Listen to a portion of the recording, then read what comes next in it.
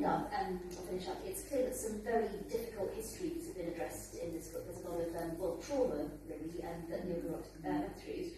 Is there any joy or empowerment that comes through the narrative as well that you'd like to end? I think it's very empowering to know the truth.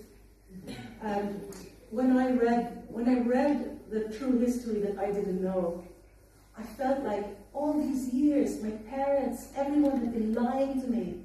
My history teachers didn't tell me the truth about how Americans treated us.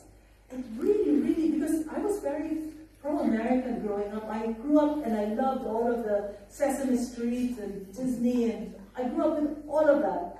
And when I was a teenager and I started to hear people saying, oh, the Americans, some anti-American stuff that people say, I was like, oh, they couldn't possibly.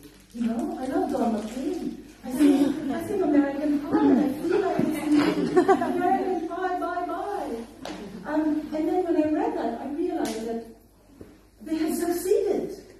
That I had become exactly the person that they were trying to create in the World Fair. And I wish that somebody had told me about it, that I knew about it. And I think that it's very empowering to know the truth. Because then you can forge your own way. You can decide. And you're not, I can still love America because I love a lot of American culture. But now I know.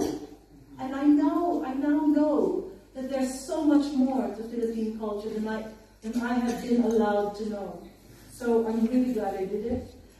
And sometimes people say, why would you write about a culture that is not your own? The Igorot culture is not your culture.